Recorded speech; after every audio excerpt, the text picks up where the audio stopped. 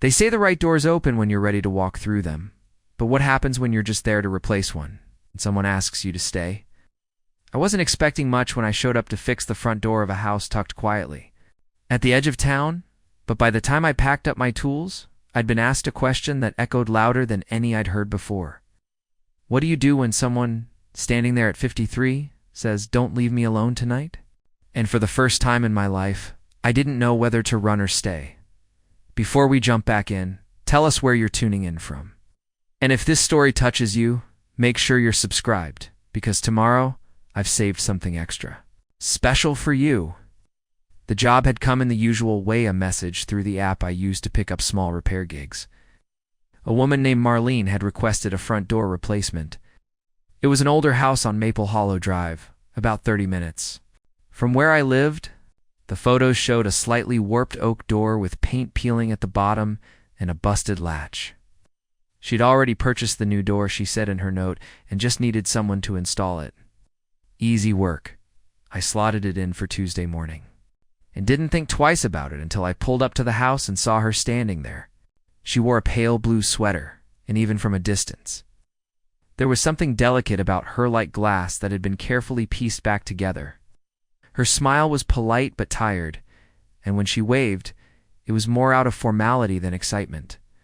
I parked, stepped out, and introduced myself. She nodded, said thank you for coming, then turned to lead me inside. Her voice had that same soft edge, polite, efficient but distant. The kind of tone that made you feel like you'd caught someone just after they'd been crying but had already composed themselves. The front steps creaked under our feet. The porch had a swing that hadn't been used in a while. Dust lined the railings, and a few dead leaves rested at the corners like they'd been swept there by habit and forgotten. Inside, the house was spotless. Not messy, not cluttered, just very clean in that way that sometimes feels more like absence than order. The old door had clearly seen better days.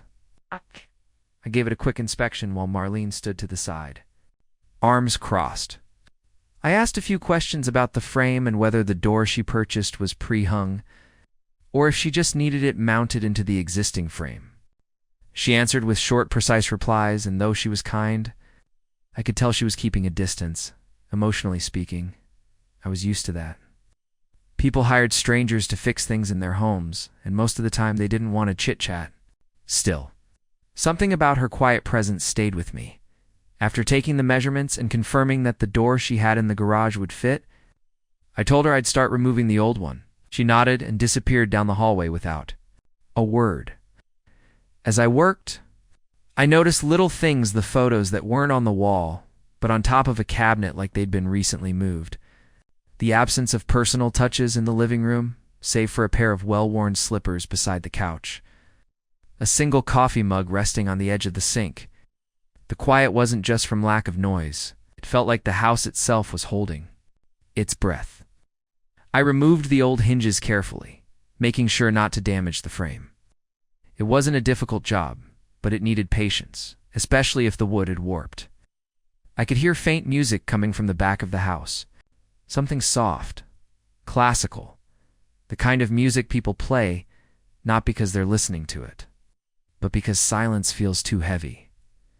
It took a few hours to remove the old door and prep the frame. By the time I was ready to fit the new one, Marlene reappeared with 2 glasses of lemonade. She handed me one without saying anything, then leaned against the wall opposite me and watched for a while. I thanked her, took a sip, and kept working. The door was solid white pine, simple design, nothing flashy. I had adjusted the hinges. She asked quietly if I did this full time. Said yes, for now, and told her a bit about how I'd been in construction for a while before pivoting to freelance repair work. She nodded but didn't follow up. A few minutes passed, then she asked how long it would take to finish. I said another day, maybe 2, if the weather turned. She gave the smallest smile, barely there, and said, "That's fine. It's not like I'm going anywhere." That line sat with me. Not like I'm going anywhere. People say things like that all the time, but the way she said it didn't sound casual. It sounded like resignation, like someone who had spent a long time staying put, and not always by choice. I didn't ask what she meant. It wasn't my place. and I'd learned not to pry unless invited. Still, I noticed that after that sentence, she didn't return to the back room. She stayed closer, watching as I sanded the frame and tested the fit of the door. By the time I packed up for the day, the new door was resting on its side, primed and ready to be installed. She thanked me again, this time with a little more warmth in her voice. I told her I'd be back tomorrow morning, same time. She nodded and said, "I'll be here." Then she added, almost as an afterthought, "It's good to have someone else in the house, even just for a while." I drove home thinking about her, not because she was particularly talkative or expressive, but because of everything she didn't say. The way she lingered near the doorway, the careful way she handed me that drink, the way her eyes flicked toward the empty chair beside the fireplace when she thought I wasn't looking. I'd been in a lot of homes over the years, and they all had a story. Some were loud and chaotic, others cold and silent. Marlene's house felt like a place where something used to happen, used to live in. Now it just waited. And for some reason, I couldn't stop thinking about what or who I was waiting for. The next morning, the sky was overcast, casting a cool gray over the town as I drove back to Marlene's. The air felt heavy with the promise of rain, but it hadn't started yet. I pulled into the same spot as yesterday and noticed the curtains in the front window were slightly parted. It gave me the strange sensation of being watched, but not in a suspicious way, more like someone waiting for something familiar. When I got out of the truck and approached the house, the door opened before I could knock. Marlene was there, same blue sweater as before, and her hair tied back loosely. She gave me a small nod, stepped aside to let me in, and then quietly returned to whatever she had been doing before. No good morning, no small talk, just that same soft presence that seemed to linger around her like a shadow. I got to work quickly, rechecking the door alignment and setting up my tools in the hallway. The front entrance had decent natural light, and despite the gloomy sky outside, it made the space feel less confined. As I worked, I became more aware of the details in the house. The hall was lined with framed photos, but the frames were turned inward, facing the wall instead of out toward the hallway. It was a strange choice, and I wasn't sure if it was intentional or a quirk of grief. The smell of fresh coffee drifted from the kitchen sometime mid-morning. I heard the clink of a spoon against a cup, and then the soft shuffle of her footsteps across the hardwood floor. She hovered near the entryway again, holding a mug in both hands, and I could sense she was looking for something to say. After a moment, she asked if I wanted a cup. I said yes, and she disappeared into the kitchen before returning with one.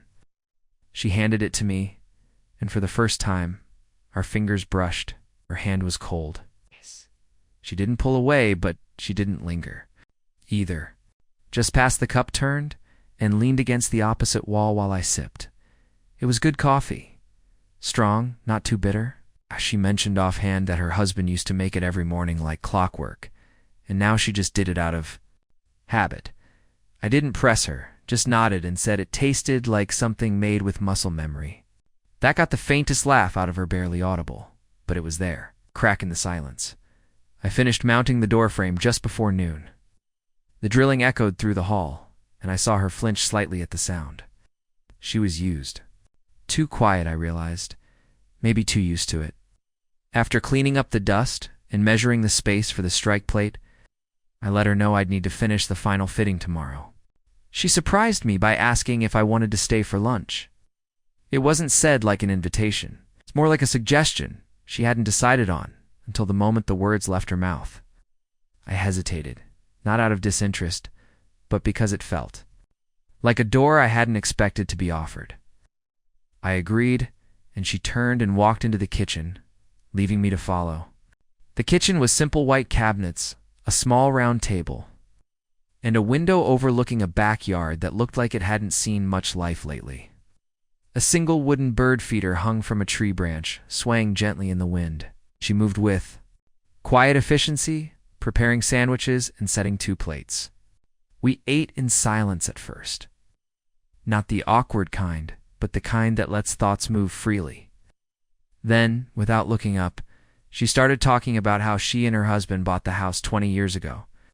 Said they'd planned to fix it up, Grow old together here, maybe even build a garden out back. But then, 2 years ago, everything changed. Cancer. Fast. Relentless. He was gone before the paint in the living room had even dried. Her voice didn't break when she said it, but her eyes did. She kept looking out the window. I understood that she wasn't telling me because she needed comfort. She was telling me because the silence had grown too big for one person, too. Carrie alone. I listened. That was all. She went on to say how she'd tried to sell the house twice, but backed out both times. Said every time she pictured someone else walking through the front door, it felt like she was erasing him. She just stopped using the door. For over a year, she'd used the side entrance, avoiding the one part of the house they'd always joked about replacing together. That was why it had taken her so long to finally call someone to fix it, not because she couldn't afford it, or didn't have time, but because part of her didn't want it fixed. It felt like admitting he wasn't coming back. Didn't say anything. I didn't know what to say. Sometimes grief doesn't want sympathy. It just wants to be heard. After lunch, I packed up my things, and she walked me to the new door, still half installed. As I stepped outside, she stood in the doorway and looked at the wood, tracing her fingers along the edge. She asked what kind. A finish I'd use on it, and I told her a warm mahogany stain, unless she preferred something else. She said no, that sounded right. Said her husband used to love that shade of brown, said it reminded him of the cabin they honeymooned in. She smiled, but her eyes looked far away.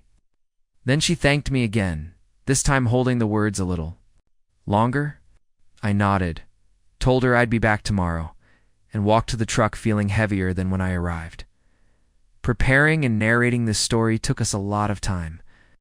So if you are enjoying it, subscribe to our channel. It means a lot to us. Now back to the story. Driving home, I thought about how many houses I'd been in, how many doors I'd replaced, and how none of them ever seemed to mean as much as this one did to her. It wasn't just a piece of wood on hinges, it was closure. She wasn't sure she wanted. Somewhere in the back of my mind, I began to feel that this job might not be like the others. There was something happening here, quiet, slow, and fragile, that I didn't fully understand yet. But I knew I wasn't just fixing a door. I was stepping into someone's memory, maybe whether I liked it or not, into their loneliness. The rain came overnight, soft but steady. When I woke the next morning, I checked the forecast twice before packing up my tools. It wasn't enough to cancel the job, just a gray drizzle that made everything feel a little more muted. By the time I pulled into Marlene's driveway, the street was slick and reflective like glass. Her porch light was on despite the time of day, and the new door leaned against the wall, exactly where I'd left it. I stepped out of the truck, the air thick with that fresh earth scent only rain could bring. And I noticed something small but new, a folded umbrella resting against the front step, just in case I didn't bring my own. That quiet gesture sat with me longer than it probably should have. It wasn't flashy or emotional, but it told me she had thought about me before I arrived. That mattered in a way I couldn't quite name. When she opened the door, she didn't say good morning this time either, but she stepped back with a softness in her movement, like I was no longer just the man replacing the door, but someone whose presence she didn't mind having around. I sat up quickly, aware of the rhythm I'd fallen into in this house, my tools in the same spot, my routine familiar now. The rain tapped gently against the windows, and somewhere deeper in the house, a grandfather clock chimed once. It was the only sound aside from my work.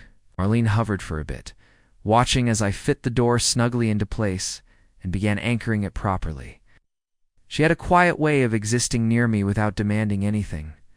Most people talked, filled the silence, with half-formed stories or questions. Not her. She just stayed. Not with tension, but with presence. I'd never realized how comforting that could be until I noticed that I wasn't in a rush to finish. Around mid-morning, she brought out a small plate of buttered toast and left it on the hallway table. No word, no explanation. I hadn't asked for food, but I took a break and ate it, sitting on the steps just inside the doorway.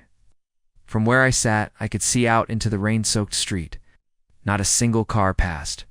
This neighborhood didn't get much foot traffic, The other houses seemed equally still-shuttered in their own private silences. I noticed a curtain move across the street, a neighbor perhaps, watching. Not out of suspicion, but maybe out of habit. The older the neighborhood, the more likely someone always had an eye on things. As I chewed, I thought about what Marlene had said the day before about her husband, about the door being the last piece of him she hadn't touched since he passed. I tried to imagine that kind of stillness, the kind that settled over everything, and made even home repairs feel like betrayals. Once the toast was gone, and my coffee had cooled, I got back to work. The finish on the door took time. I carefully taped off the edges before applying the stain in smooth, deliberate strokes. The scent of mahogany and varnish filled the air, mixing strangely with the smell of damp wood from outside. She watched. Me again, this time from the hallway bench. Her hands were folded in her lap, and she seemed content to let the silence stretch. I was the one who broke it this time. I asked her how long she'd lived here. She said almost half her life. Bought it when she was 34 with her husband, Evan. They'd been together since college. She said it in that matter-of-fact tone people use when they've told the story too many times.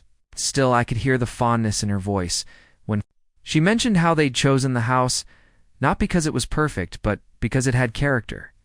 Her husband liked homes that had seen things. It's lived through stuff, she said, echoing what he'd once told her. Just like us. That stuck with me, the idea of a house living through things. I'd always seen homes as structures, things to build or fix. But maybe they were more like people than I thought. Carved, weathered, quietly holding memories in their walls. When the stain was done, I left the door open to dry while I cleaned up. Marlene surprised me again by offering a towel for my hands. I took it, and for the first time she stood close enough that I could smell her perfume light, lavender, barely there. She didn't move away right away either. Her eyes held mine, not with intensity, but with something else, recognition maybe, or quiet gratitude. She looked like someone who hadn't had a real conversation in months, but wasn't ready to admit how much she missed it. I thanked her and said I'd return later in the afternoon to apply the final coat. She nodded, then asked, almost shyly, if I wouldn't mind having dinner when the job was done. Just something simple, she said. No fuss. She had some chicken and vegetables and didn't want to eat alone again. That last part again landed heavy. She hadn't said it for pity. She'd said it like someone explaining the weather. Just a fact of life. I told her I'd think about it, not because I was hesitant, but because I didn't want to rush what was clearly a fragile offering. Some invitations aren't just about food or company. Sometimes they're about someone reaching out in the only way they know how. I drove away in the rain with the image of her in the doorway burned into my mind, her hand resting lightly against the new wood, her eyes following me all the way to the truck. She didn't wave this time. She just watched like the door still connected us even after I stepped through it. That evening, I found myself thinking about her more than I expected. I wasn't the kind of guy who lingered on jobs or clients. Most days were a blur of materials and measurements. But something about this woman, this house, was different. All right. I found myself wondering what she did after I left. Did she watch TV in that quiet living room? Did she sit at the kitchen table with one plate, one fork, one glass of wine? Did she replay old conversations in her head, or just sit with the weight of silence pressing in on her chest? And what would it mean for her, for Miff? I said yes. To dinner, there were rules I usually followed. Professional distance. Finish the job. Be polite. Move on. But rules don't always hold up against human loneliness. And the truth was, I was starting to realize I wasn't just helping her feel less alone. I was beginning to feel the same way too. I returned later that afternoon just as the last of the rain tapered off. The street glistened under the soft amber of the early evening sun breaking through the clouds. And for a brief moment, everything felt paused in time, like the town itself had taken a long breath. Marlene's porch light was still on, casting a faint halo around the doorway. The new door stood in place now, perfectly stained, solid and warm in tone, fitting in with the house as if it had always belonged there. I had come to apply the final protective coat and make the last adjustments. As I approached the house, I realized something unexpected. This didn't feel like work anymore, not in the traditional sense. There was a comfort in returning here. a quiet ease that had started to bloom in the space between us, not because of what was said, but because of what was understood without words. She opened the door before I knocked again, but this time there was the faint trace of a smile. Not the hollow kind people wear for manners, but one that tugged at the corners of her mouth with a bit of hesitation. Like she hadn't used it in a while and wasn't sure if it still fit. She stepped aside and let me in, and I noticed she had. Changed clothes, no longer the same sweater, but a light cardigan with floral patterns. Simple, but intentional. Her hair was tied back again, but neater this time. Something in her had shifted, and maybe she didn't even realize it. The house smelled faintly of rosemary and lemon, and from the kitchen, I could hear a pot gently bubbling. She didn't comment on the dinner offer from earlier, and neither did I not yet. I set up my things and focused on finishing the job. As I applied the final coat, the air filled with that sweet, varnished scent that always reminded me of freshly built furniture. I worked slowly, deliberately, not because it required it, but because I wasn't in a hurry to leave. She sat on the stairs just off the hallway, legs crossed, one hand cradling a cup of tea, while the other rested idly on her lap. Every so often, I'd catch her watching me, and each time she didn't look away. When I finally finished the last, Strokin stepped back to examine the door. She stood and walked over to join me. Together we looked at it in silence. I pointed out the grain in the wood, how the stain had brought it out beautifully, and she nodded without speaking. Her fingers gently brushed over the handle like she was introducing herself to it. Then, almost absently, she murmured that Evan would have liked it. I didn't ask if she meant the door or the moment. Maybe both. She turned to me then, eyes steady, and said dinner would be ready in 10 minutes. If I was still interested, I told her I was. She smiled again, this time more freely, and disappeared into the kitchen. I packed away my tools slowly, more mindful of my movements than usual. The act of putting them back into my case felt symbolic somehow. Like I was closing a chapter I didn't realize had begun. We sat at the same table as before, this time with a proper setting for two. Candles flickered. Near the center, modest, but enough to soften the room in a way that made it feel less like a house and more like a home. The meal was simple: roasted chicken, steamed vegetables, and rice, but it was good. It's really good. We ate in relative quiet at first, the clink of utensils the only sound between us. Then she began to talk. Not all at once, not in a rush, but slowly peeling back the layers of her life like old wallpaper, revealing pieces of who she used to be before the silence took over. She told me about her work as a librarian for over 20 years, how she loved getting lost in the quiet chaos, of cataloging, how books had always been her refuge. She spoke of Evan with warmth, not as a tragedy, but as a chapter filled with light. Even though it had ended too soon, I found myself telling her about my own life more than I usually shared with clients. How I used to work for a large contracting firm but left after my father passed away, craving the simplicity and autonomy of freelance work. How I moved from city to city for a few years before finally settling down again. She asked if I had anyone, and I said no, not for a while. There had been relationships, of course, but none that lasted long enough to root. She didn't press, just nodded, like she understood that some people carried their homes inside them and were always looking for places that felt familiar enough to open the door. After dinner, she brought out a small bottle of wine and poured us each a glass. We sat in the living room, the sound of soft music humming faintly in the background, and watched the rain begin again outside the window. Now just a quiet whisper against the glass. It was in that moment, with the weight of the day settling around us and the house finally feeling full again, that she said it. She didn't look at me when she spoke, just stared at the door, now glowing slightly in the soft light from the hallway lamp. Her voice was barely above a whisper, but it cut through the quiet with precision.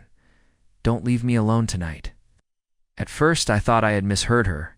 I turned to her slowly, and her eyes met mine with a calm honesty that made everything else fade. There was no seduction in her tone, no plea born from desperation. It was something deeper, more human. She wasn't asking for romance or even comfort. She was asking not to be invisible, to not sit in a room filled with ghosts and fading memories, to be seen, to be real. For just one night, I didn't speak. Not right away. I just looked at her, trying to read what lived behind that request. And the longer I sat there, the more I realized it wasn't just about tonight. It was about the many nights before. Once she had sat alone at that table, looked through the front window, and waited for the silence to end. And maybe, in some quiet part of myself I didn't yet recognize, I'd been waiting too, waiting for something to make me pause, waiting for someone to ask me not to go. So I stayed, not because I had to, but because, for once, it felt like the right kind of door had opened and I was finally ready to walk through it. We didn't speak much after that. There wasn't a need to. Her request hung in the air, not like a question, but like a statement that carried years of stillness. Behind it, I stayed where I was on the couch, my glass of wine in my hand, the rain outside still softly ticking against the windows like a lullaby only the house could hear. Marlene didn't move closer, didn't elaborate, didn't try to soften or explain what she'd said. She simply sat, her hands resting in her lap, her body angled slightly toward me. Her eyes fixed somewhere in the middle distance, like she wasn't expecting anything specific from me, just my presence. And that alone felt more intimate than any touch might have. I nodded slowly, a gesture she barely acknowledged, but I knew she felt it. It was strange, this unspoken understanding between two people who had only known each other a few days. But grief has a way of collapsing time, and loneliness even more so. There's a quiet urgency in the moments that follow loss, a need to feel alive again. Not with fireworks or chaos, but with steady warmth. After we both finished our wine, she excused herself for a moment and disappeared down the hall. I stayed, seated, listening to the old wood of the house creak under her footsteps. The living room was dim, lit only by the lamp near the far wall and the soft flicker of the candle still burning from dinner. On the coffee table, a stack of books sat untouched, each one bookmarked at the halfway point like they'd been started and abandoned. Each time perhaps with the intention to escape into another world, but not quite making it. The quiet in the room was heavy, but not oppressive. It was more like a shared silence, the kind that happens between two people who don't need to fill every moment with noise. When she returned, she had changed into a light robe and held a folded blanket in her arms. She handed it to me without comment, then sat down again on the couch, closer this time, still with a respectful space between us.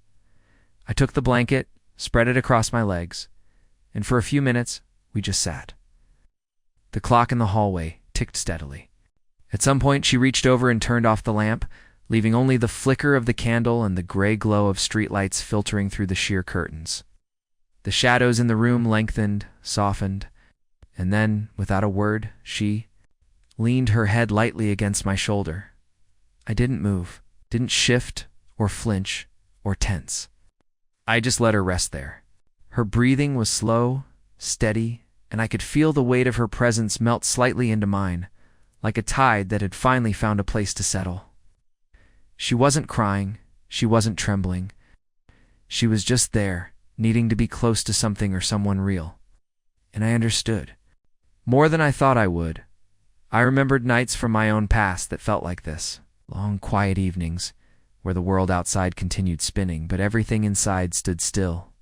Where you wanted someone to notice that you hadn't spoken. Out loud in hours that you were still here, still holding on. Maybe that's why her words had stuck with me. Don't leave me alone tonight. It wasn't about fear or romance. It was about being witnessed. And now, in this dimly lit room with her head resting gently against me, I realized I needed that too. Not from her specifically, but from the universe. From life. To know that being still didn't mean being forgotten. It's that simply existing alongside. Another person could be enough. We stayed like that for a while.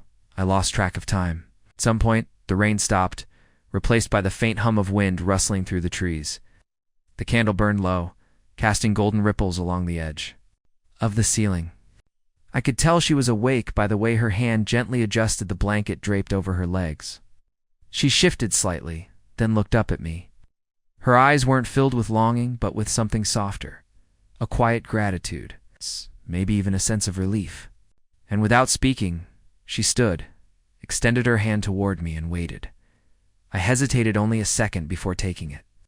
She led me to the guest room at the end of the hall, a small but neatly kept space that smelled faintly of lavender and old linen. She pulled back the comforter, set out a second pillow, then turned to me and said goodnight in the most gentle, final tone I had heard all day.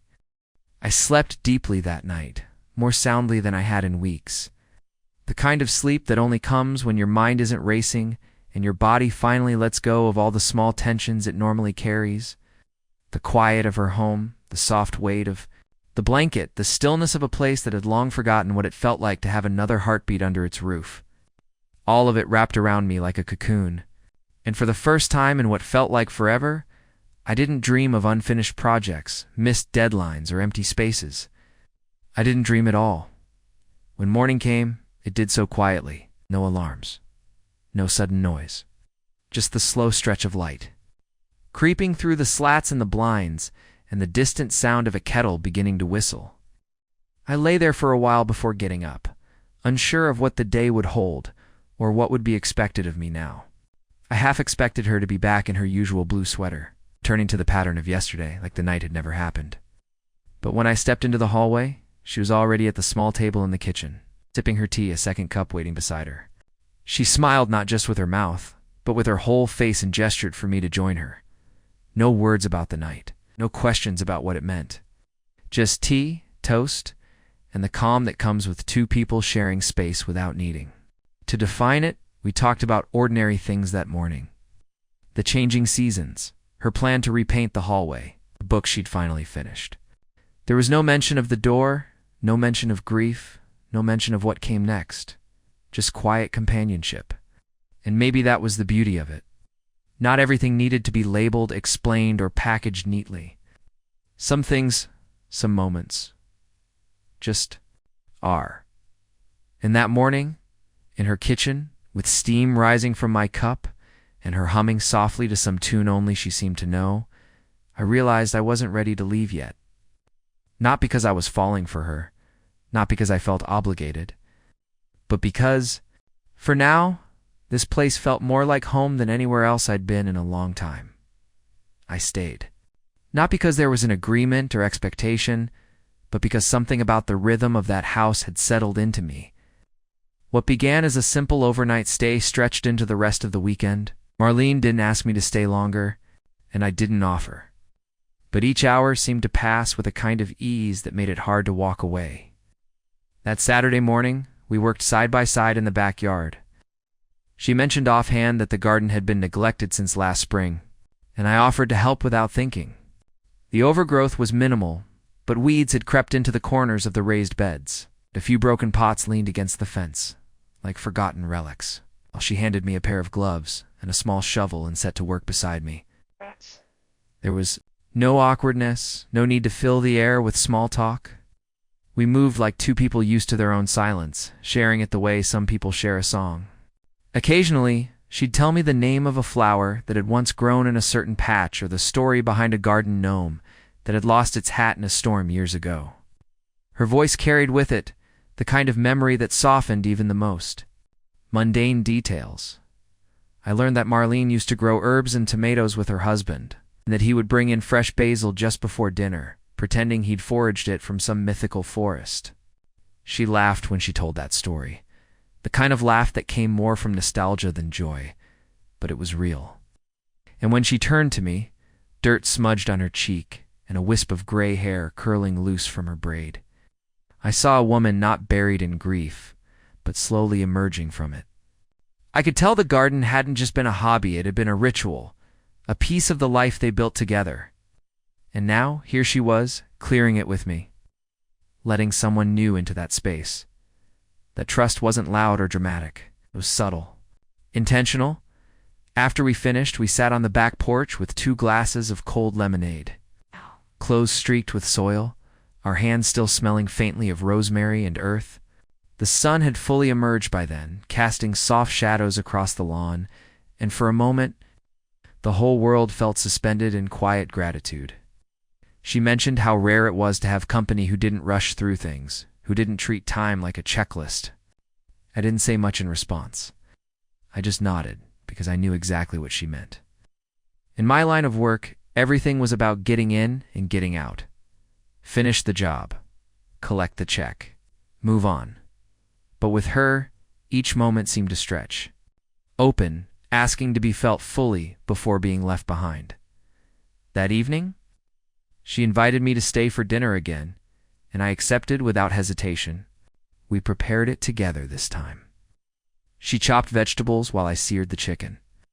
There was something intimate about sharing a kitchen, passing utensils, bumping elbows, laughing when the oil sizzled too high or the garlic browned too fast. It was domestic, yes, but not in a romantic way. It's more like a quiet partnership. Like we had both been living around silence for so long that the act of cooking together became its own kind of language. She told me more about her past, about her teaching days, her brief obsession with painting, her love for old jazz records that crackled just slightly on her turntable, and I shared pieces of my own life that I usually kept tucked away. Stories about my younger brother who lived across the country, about my mother's Sunday dinners growing up, about the time I almost left the trade to become a travel photographer. These weren't deep confessions. It's just small windows into the lives we had lived before we ended up here. In this strange new moment together, after dinner, we moved to the living room again. This time with no candlelight or wine, just the soft hum of the evening air coming through the open window. She played one of her jazz records, and we sat in comfortable silence. I noticed the subtle way her body leaned toward mine now, not out of necessity, but out of comfort. I didn't label it, I just let it happen.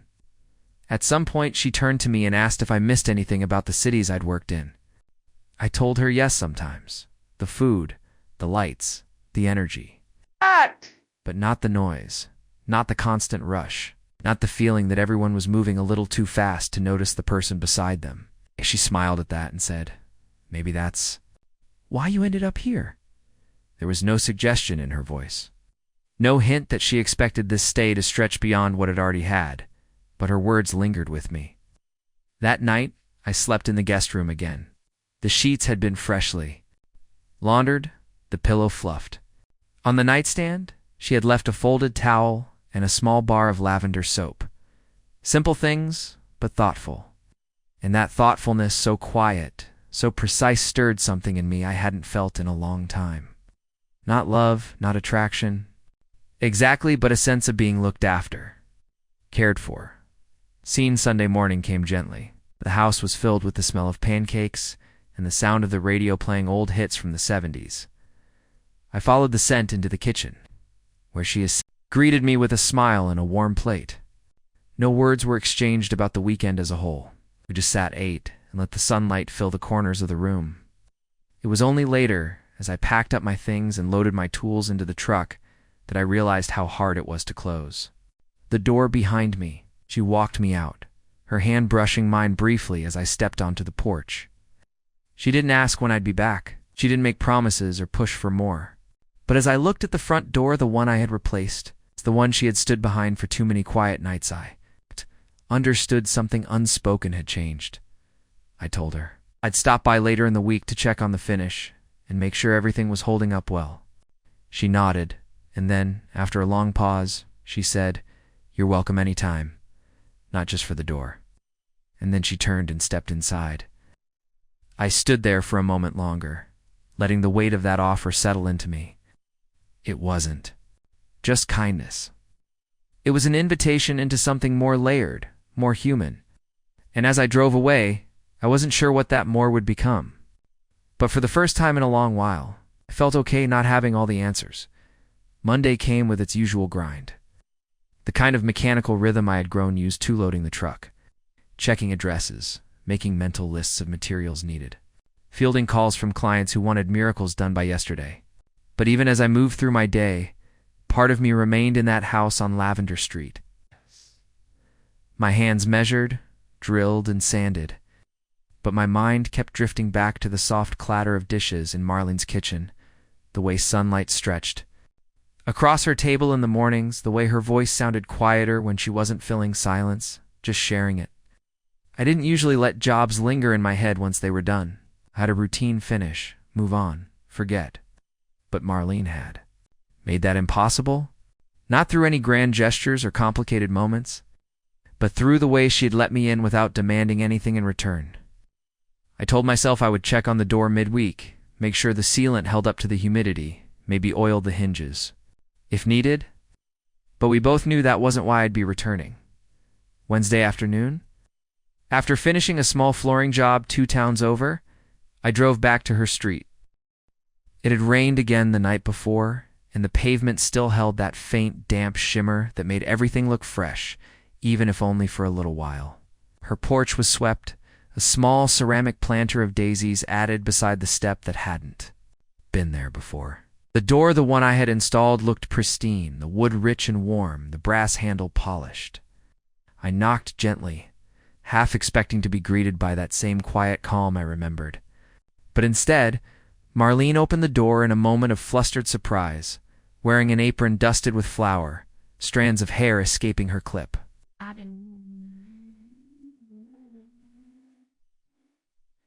Her cheeks pink, and her eyes wide with the startled joy of someone caught in the middle of life. She laughed lightly when she saw me and motioned for me to come in, apologizing for the state of the house, as though it wasn't the same lived-in comfort I'd come to appreciate. She was baking, she explained, for the first time in months. Something about the rain had made her want to fill the house with warmth, with scent, with memory. The kitchen was filled with the rich aroma of cinnamon and apples, and a tray of half-prepared pastries sat on the counter. I offered to come back another time if she was busy, but she waved me off, said she was glad I came. The door was perfect, she said, though she wouldn't mind an extra set of eyes on the frame just to be sure. I made a show of inspecting it again, running my fingers along the grain, checking the hinges, tapping lightly near the edges. Didn't need anything, really? But I tightened one screw and adjusted the alignment ever so slightly, just to justify my presence. She stood nearby, arms crossed over her apron, watching quietly. When I finished, she offered me coffee and a still warm pastry, and I accepted with a kind of ease that surprised me. We sat again at her table, the same chairs, the same soft glow from the window. But this time it felt different, less like guest and host, more like two people slipping into something unspoken yet familiar. As we sipped and ate, she told me more about her late husband, not in the aching tones of a fresh widow, but in the reflective voice of someone who had grieved and was learning to remember without pain. Evan had loved apple turnovers, she said, especially when they were slightly burnt on the edges. She smiled at the memory, and then her gaze drifted to me. Curious, she asked if I'd ever lost anyone, and I told her about my father. It had been years, but the wound hadn't closed entirely. It rarely did. We shared stories, not to compare sorrow, but to acknowledge that loss had touched both our lives, that we each carried absences that shaped us. The conversation deepened, then quieted, as it always seemed to between us. We didn't chase words, we let them find their way. Before long, she excused herself to clean up the kitchen, and I helped without being asked, drying dishes while she washed. It was a small thing, mundane. But there was something deeply human about it. Two people side by side, doing something ordinary and yet making it feel meaningful. When we finished, she offered me a tour of the rest of the house, saying I might as well see what lay beyond the front room and kitchen. She led me down the hallway, pointing out framed photos and telling brief stories behind each one. There were pictures of her and Evan in the early days, smiling, full of hope. There were images from their travels, quiet mountain towns and bustling markets, each with a tale attached. Her voice didn't waver as she spoke.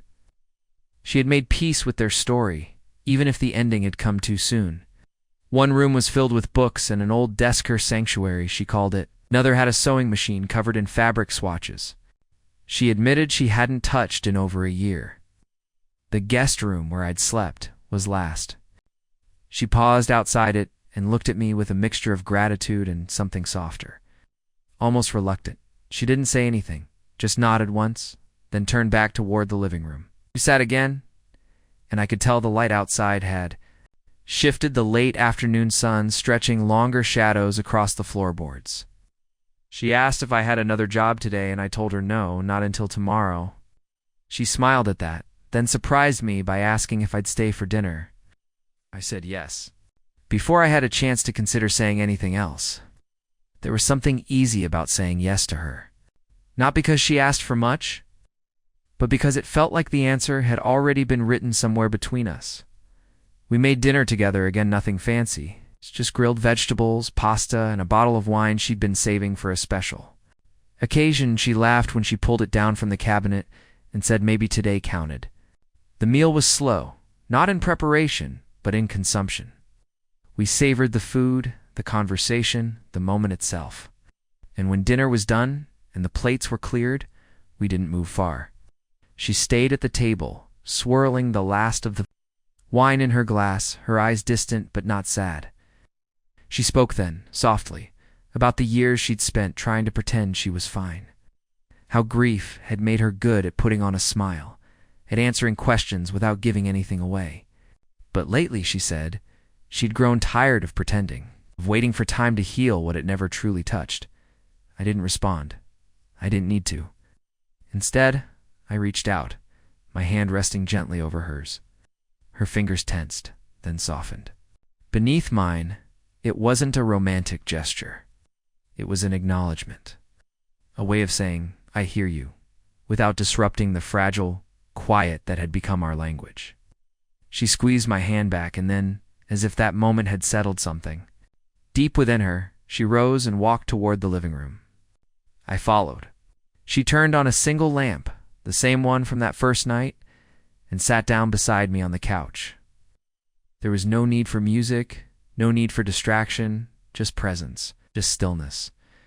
We didn't speak much for the rest of the evening. She leaned against me again, her head on my shoulder, and we watched the shadows dance across the walls as the light faded outside. In that silence, I understood what this had become. Not a beginning or an end, but a middle. A shared chapter written not with declarations or dramatic twists, but with soft gestures and mutual understanding. And as the night settled around us, I realized I didn't want to rush this.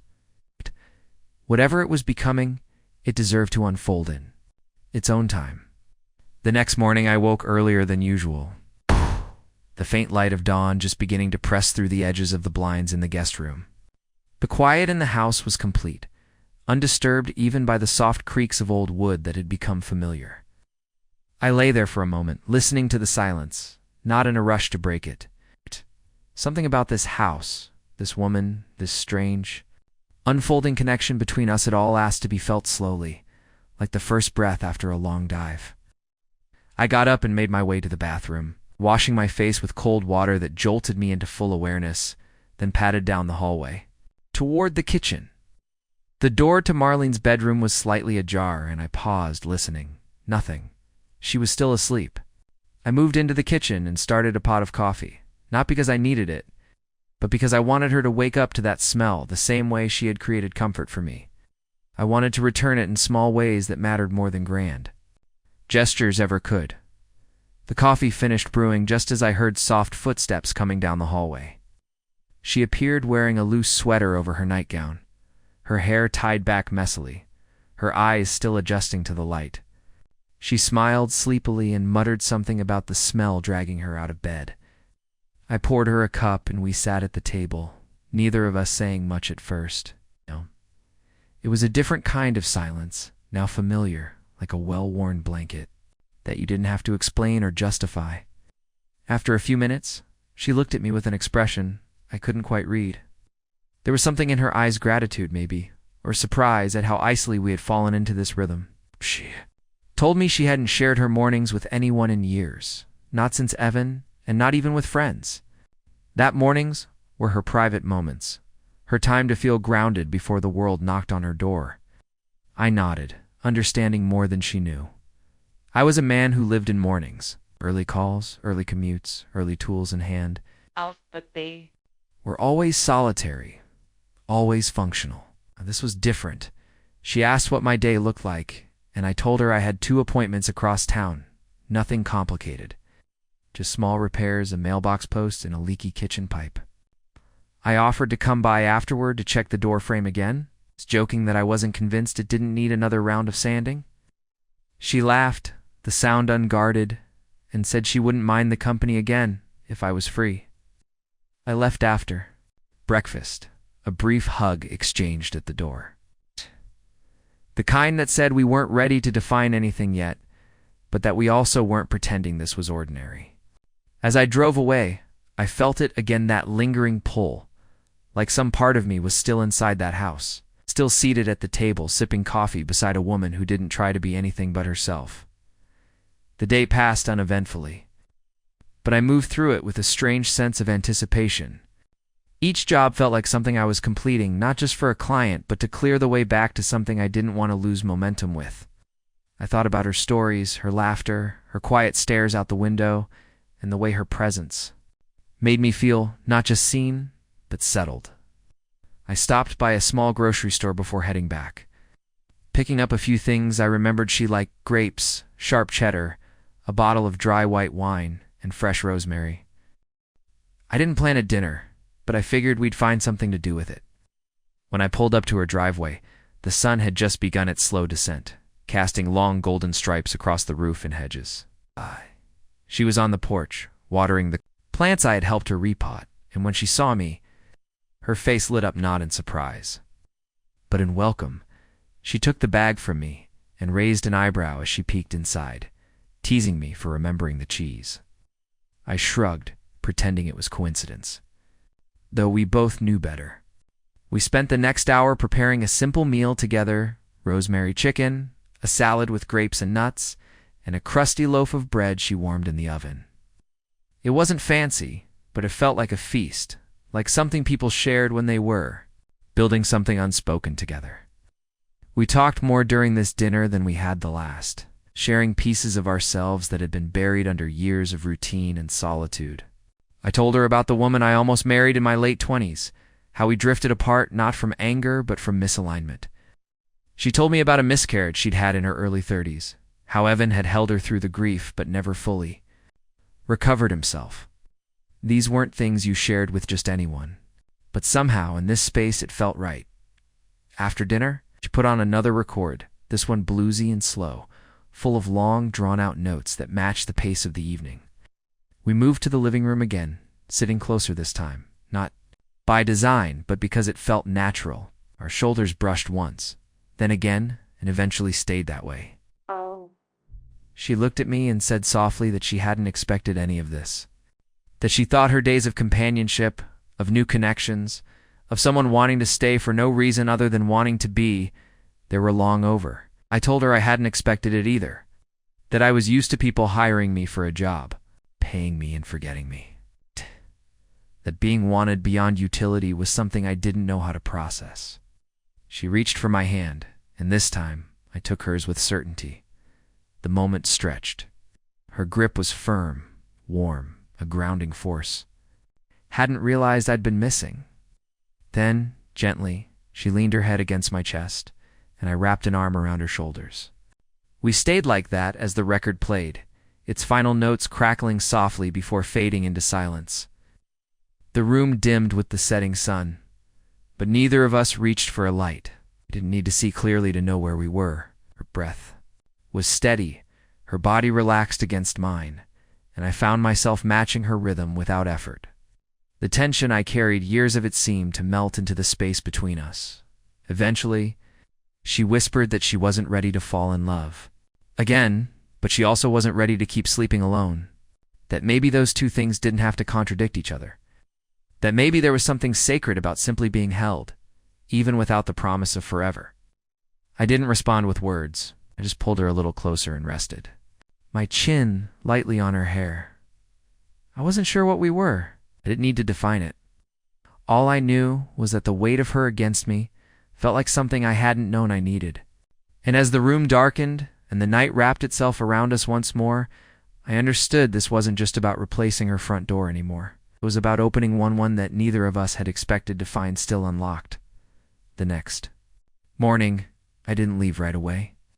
There was no sense of urgency pressing at my chest, No calendar reminders blinking on my phone to pull me away.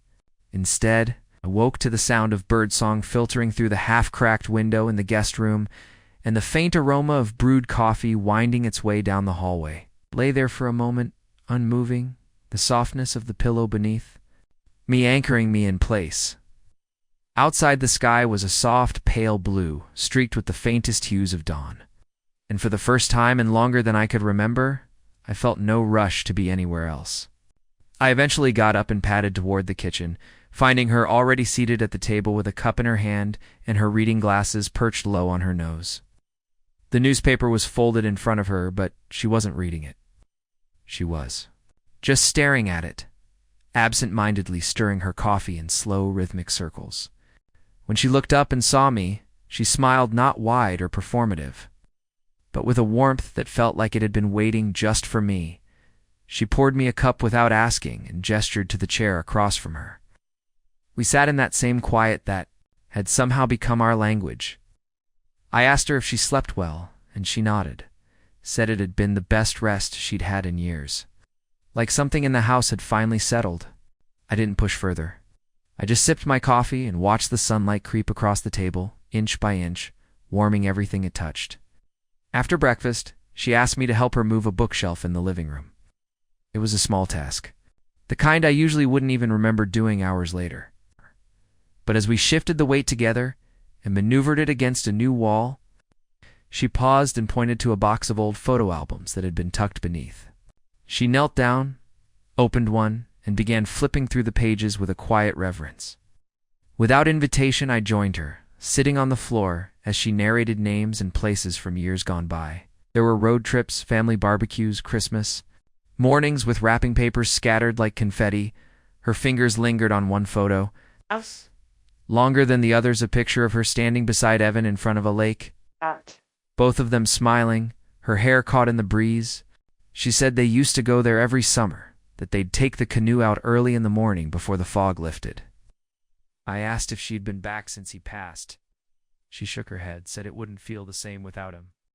I didn't press, but something in the way her voice softened told me she wasn't closed to the idea, just not ready yet.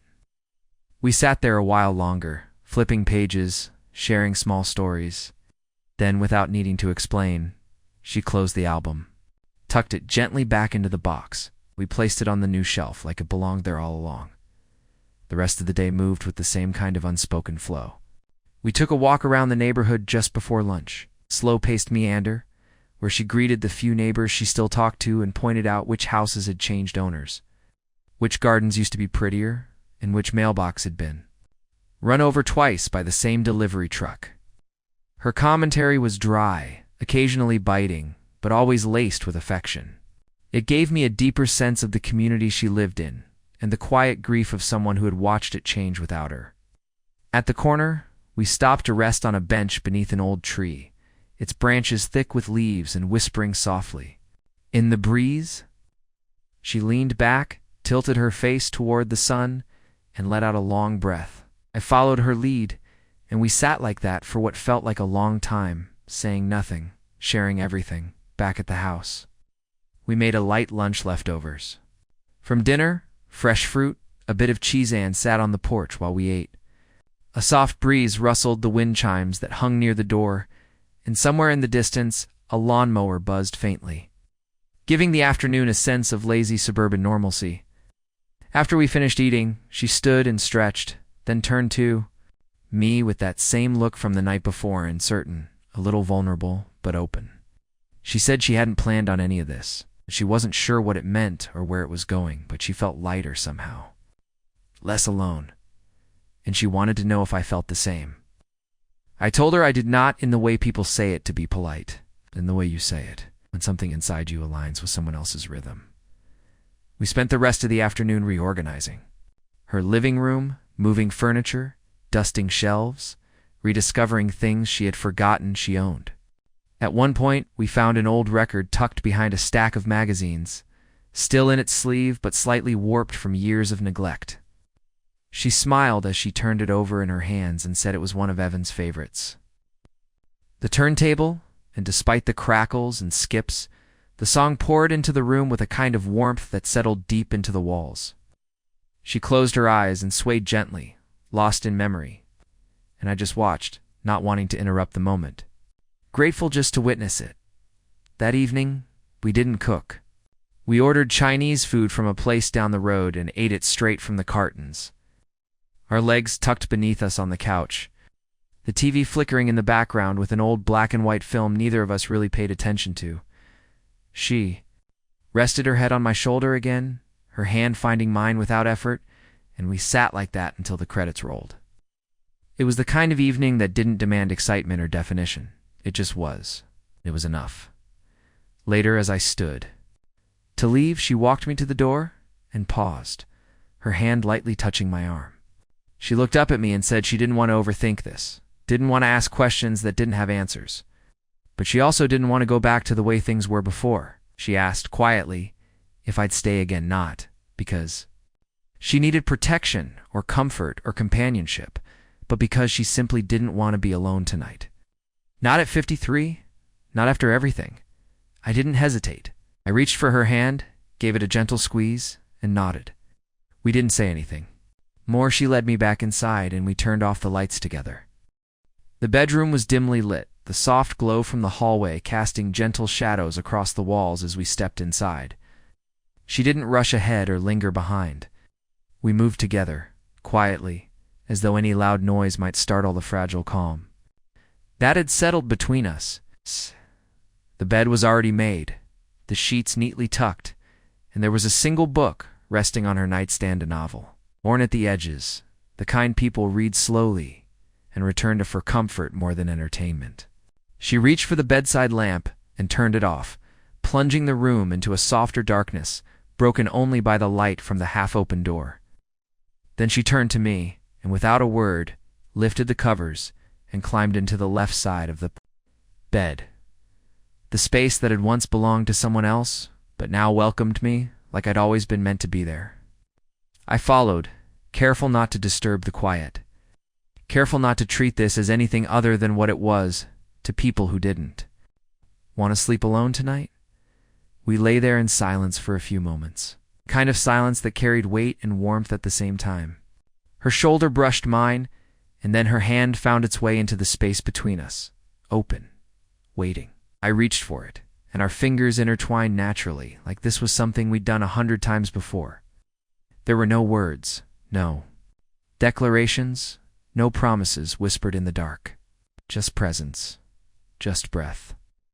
Just the comfort of another human body beside yours in the stillness of night. She shifted slightly, nestling her head closer to my shoulder, and I responded instinctively, wrapping an arm around her in a way that felt protective but not possessive. There was no tension in her body, no hesitation. It was trust, simple and whole. I stayed awake for a while after she drifted off. Her breathing slowed, deepened, fell into a rhythm that was easy to match. I stared at the ceiling, not out of worry or confusion, but because I didn't want to miss this. I wanted to memorize every detail, the way the sheets felt cool against my skin, the scent of her lavender lotion, the way her fingers twitched slightly in her sleep as though still reaching for something even while resting. I thought about how life had a way of giving you moments like this when you least expected them, after you'd already resigned yourself to a kind of loneliness that you wore like a second skin. Bed in this house. Holding this woman I had known only for a short time, and yet felt entirely familiar with, morning came gently. The world outside brightened slowly, filtering through the curtains with a softness that made the room feel like it was floating. She stirred before I did, her fingers curling a little tighter around mine as she woke. I didn't move. I let her take her time, let her adjust to the morning without conversation. When she finally opened her eyes, she looked at me and smiled, not shyly, not uncertainly, but with the kind of ease that told me this was exactly where she wanted to be. We didn't rush to get out of bed. We just lay there, sharing that quiet space where the rest of the world hadn't crept in yet. Eventually, we got up, made coffee again, and went about the morning with the same casual intimacy that had begun. To define our time together, there was something deeply human about brushing shoulders at the sink, sharing toothpaste, passing the milk across the counter. It wasn't dramatic, It wasn't cinematic, but it was real, and it was enough. I helped her water the plants out front, tighten the leg on a wobbly chair in the sunroom, and reorganize the spice rack she'd been meaning to deal with for months. The day unfolded slowly, unhurried, like time itself had agreed to pause. For us, we talked here and there, but the silences were never uncomfortable.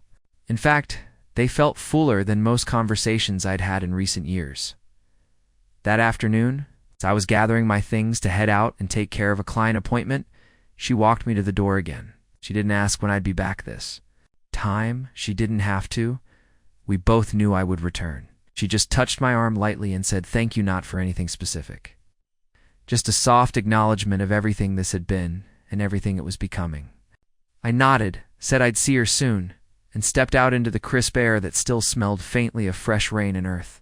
As I drove off, I thought about how quickly we fall into patterns, how sometimes the most unexpected connection can become your new rhythm, your new normal. The week continued like that, me visiting when I could. Her always waiting but never demanding. Some evenings we shared dinner, others we sat on the porch in silence, letting the cicadas and the winds say everything that needed saying.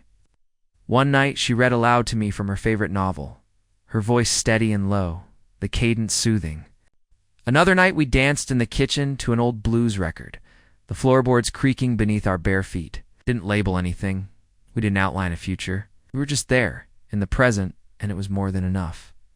But of course, life doesn't stay suspended forever.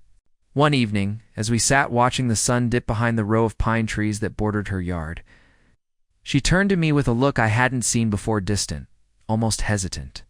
She said her sister from out of state was coming to visit the following week and would be staying with her for a while. I nodded, said that sounded nice, and asked if they were close. She said they used to be, before Evan passed. That his death had made her retreat, pull away from everyone, even the ones who had tried to pull her back. Her sister hadn't seen the house since the funeral. This visit felt overdue, necessary, but also heavy. I could tell she wasn't sure how to explain me, or even if she should. I told her not to worry, that I understood. That whatever this was didn't need to be pushed or exposed before it was ready. She smiled at that, relieved, but a little sad too. That night we didn't share the bed. She said she wanted to sit with her thoughts a while. Write in her journal, feel things out. I respected it, even though I missed her presence beside me. I slept in the guest room again, but it felt different. Now like a space I had outgrown. It's like a chapter I had already read and was being asked to revisit. In the morning, she made breakfast, and we ate it quietly, not because things were wrong, but because something had shifted. The approaching visit of her sister became a marker in time, a subtle reminder that what we had existed in a kind of in-between. It wasn't quite public, it wasn't fully private either. It was suspended in the safety of moments we'd built quietly. And now, the outside world was preparing to knock. I didn't resent it. I just wondered what would change once that door was opened.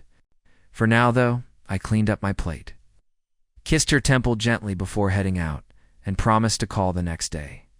The next day, I didn't call right away. I wanted to, but something in me said to wait. Give her space, let her settle into whatever she needed to feel before we picked up where we left off. I busied myself with work back-to-back repair calls, a garage door that had jammed shut from years of rust, a basement leak that took longer than expected to fix, and a loose tile job that had to be redone completely. My hands were busy, but my mind wasn't.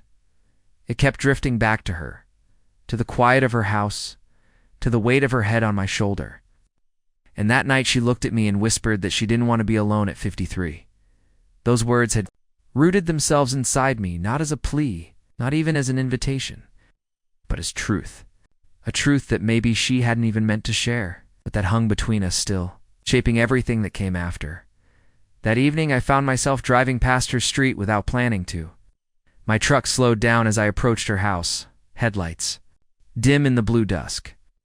I didn't stop, didn't pull into the driveway. I just coasted by, stealing a glance at the familiar front door, the one I had replaced, the one that had started this whole story. The porch light was on, casting a soft glow across the steps, but I couldn't see her inside. I told myself it was better this way. Let her have her time. Her sister would be arriving soon, and I didn't want to complicate things by being in the middle of something unspoken, something still growing its roots. So I went home, poured myself a drink, and sat on the couch in the half-dark, listening to the ticking of the old clock on the wall and the way the silence seemed louder than usual. 2 days passed before she texted. It was simple, just a "Hey, are you around?" But I felt it like a wave hitting shore. I replied instantly, telling her I could swing by later that afternoon. She said yes. Said her sister had delayed her flight and wouldn't be coming until the end of the week. There was relief in her words, even if she didn't say it directly. I drove over an hour later, hands tapping the steering wheel the whole ride there, my stomach tied in a quiet knot of anticipation. When I arrived, she was in the garden, pruning a row of lavender bushes that had begun to grow wild. Up when she saw me and smiled, soft, tired but real. I walked over and she handed me a pair of gloves without saying a word. We worked side by side for a while, not needing conversation to fill the space between us. When we finished, she motioned for us to sit on the back steps. The sun was lower now, painting everything in gold. She pulled her knees to her chest and rested her chin on them. I waited. Then after a pause, she began to speak. She told me that the night I stayed over, the night she asked me not to leave her alone, had stirred something in her. Not just the obvious emotions, but something deeper. Realization that despite her age, despite the grief and the loneliness and the fear, she still wanted to be wanted, still needed connection, still had room for intimacy, for companionship, for that soft, quiet kind of love that doesn't shout but lingers. She said it scared her how easily we had fallen into something. That felt real. How quickly the rhythm of life with me around had begun to feel like something she wasn't ready to let go of. I told her I understood, that I felt the same. That being with her didn't feel like slipping into something new, but like remembering. Something old, something familiar that I hadn't realized I'd lost. She looked at me then, really looked, and I saw it in her eyes, the same blend of gratitude and confusion and cautious hope that I had felt brewing in myself. She reached for my hand again, and I gave it without hesitation. We sat like that, until the sun dipped below the fence line, casting everything in shadow. Then she said she had something she wanted to show me. We went inside, and she led me to a closet near the hallway.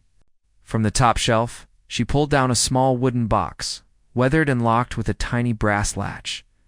She carried it to the living room and opened it slowly, revealing a stack of letters tied with a faded ribbon. She explained that these were letters she and Evan had written to each other before they married long distance, love letters from when he was stationed overseas. She hadn't read them in years. She said she kept them not because she wanted to live in the past, but because they reminded her that she had once been deeply loved, and that she had been capable of loving deeply in return. She untied the ribbon and handed me one. I read it. Silently, Evan's handwriting was neat, full of warmth and longing. His words painted a picture of their young love, hopeful, sincere, and unafraid. When I looked up, she was watching me, her eyes glassy but not sad. She said she wasn't trying to compare me to him, and she didn't expect me to fill any kind of role. But she wanted me to know who she had been, what she had carried, and how much of her life had been built around moments like these. I thanked her for trusting me, for sharing something so personal, and in that moment, I realized something. It wasn't just about her needing me not to leave her alone at 53. It was about her being brave enough to let someone in again, to let someone witness her past and still want to be part of her present. That was something rare. That was something beautiful. We spent the rest of the evening in a quiet haze of memory and presence. She made tea. One lit a few candles. The house felt softer somehow, as if it too had exhaled. And as I prepared to leave, she walked me to the door and held my hand a little longer than usual. She didn't ask me to stay. She didn't have to.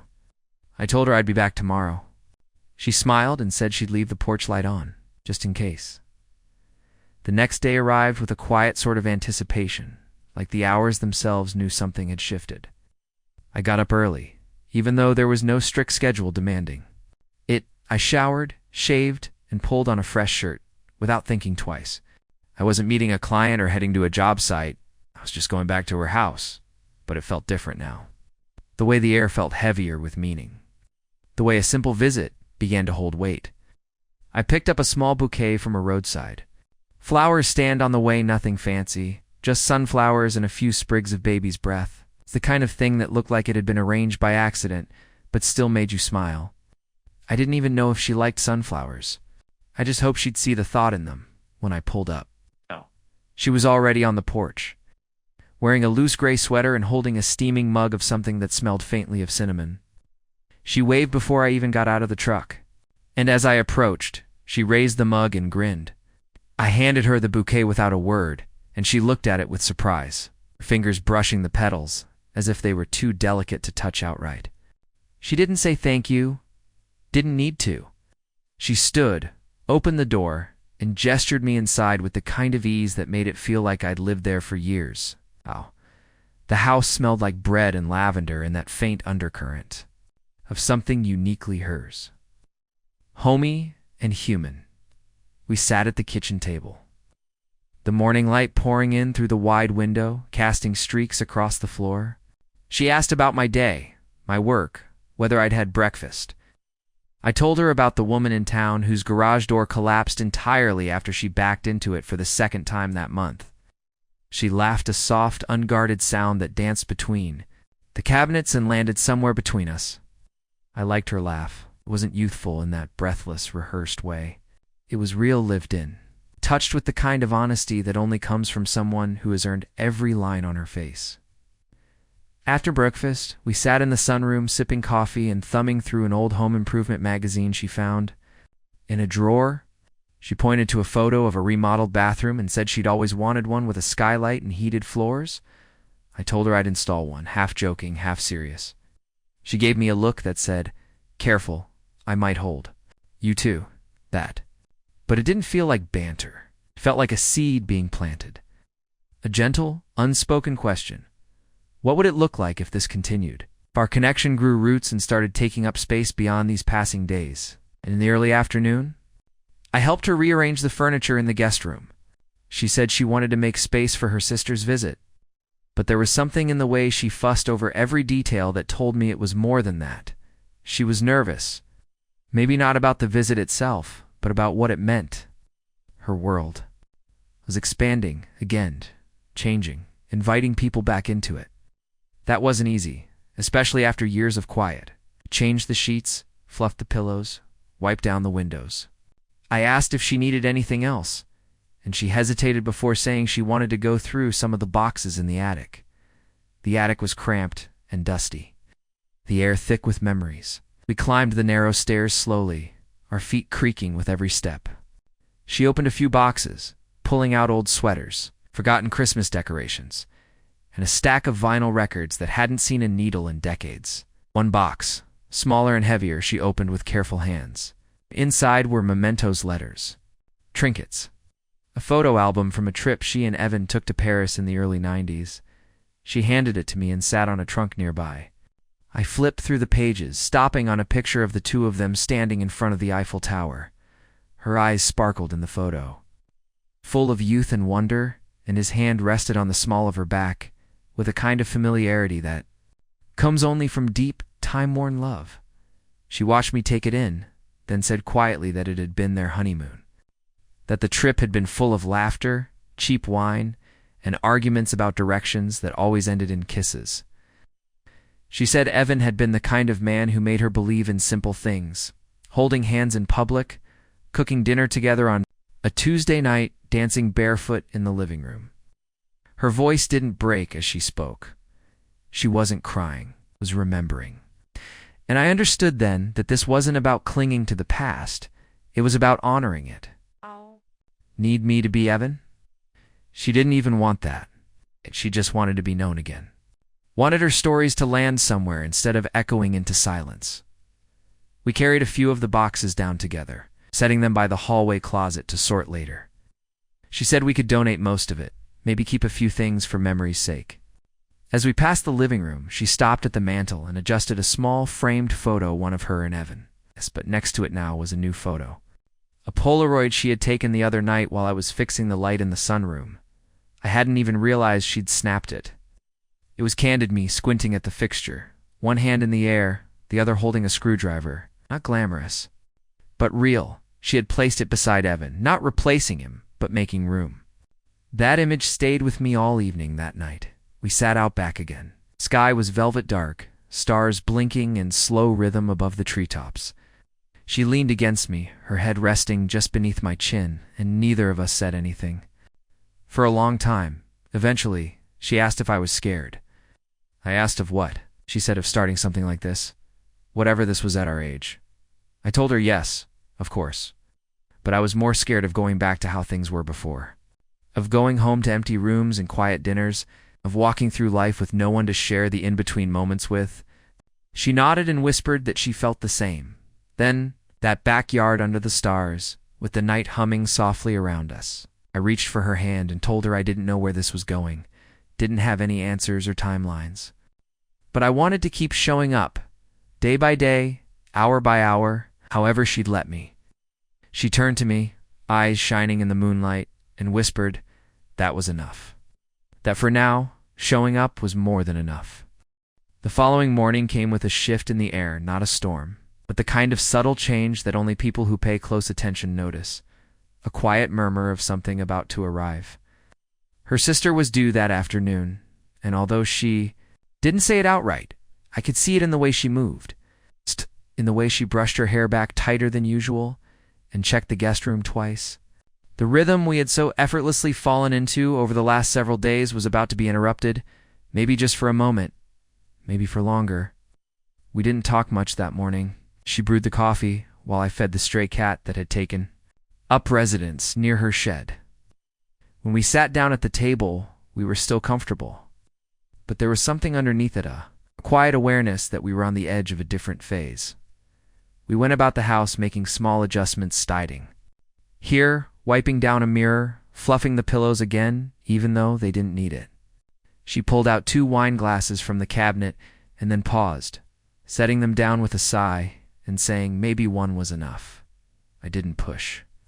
I offered to head out early to give her time alone with her sister. She hesitated, then nodded.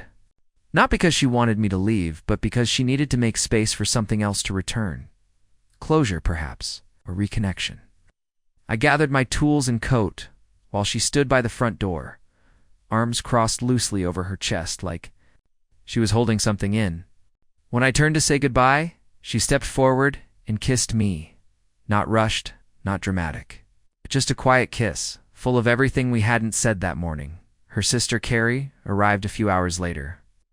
I didn't see the moment, but she texted me later that evening saying the reunion went smoothly, and that it was good strange, but good to have family in the house again. I replied simply, told her I was glad, and didn't expect anything more that night. But half an hour later she messaged again. A photo this time, 2 glasses of wine on the patio table. Her and Carrie's shoes kicked off nearby. No words. Just the photo. And it said enough. It meant, I'm okay.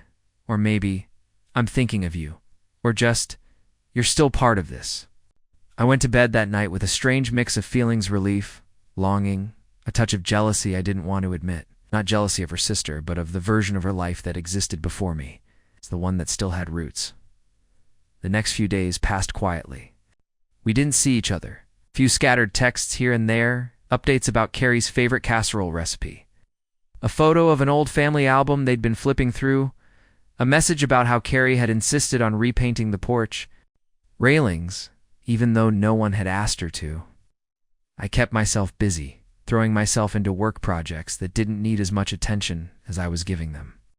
I found myself fixing things around my own house that had been broken for months. Not because they were urgent, but because I needed to keep my hands occupied while my mind spun around the same few thoughts. I missed her. I missed the slowness we'd shared. I missed knowing exactly when and how I'd see her next. On the 5th day, she called. Not texted, called. I answered on the first ring, trying not to sound as eager as I felt. She said Carrie had left that morning early, said they had talked more than they had in the last 2 years, and that it had been good. Heavy, but healing. Then she paused, took a breath, and asked if I wanted to come by. She said the house felt too quiet again, and she didn't like it. I was already in the truck before she finished the sentence. When I arrived, she opened the door in that same oversized gray sweater, the one that hung off one shoulder and made her look both put together and completely relaxed. Her hair was up, her eyes tired, but soft. She stepped aside without speaking, and I stepped in, and for a few seconds we just stood there. No rush, no script, just presence. Then she said she had saved something for me, and led me into the kitchen where the smell of something warm and savory filled the air. Stew simmering on the stove, bread cooling on the counter, a bottle of wine already uncorked.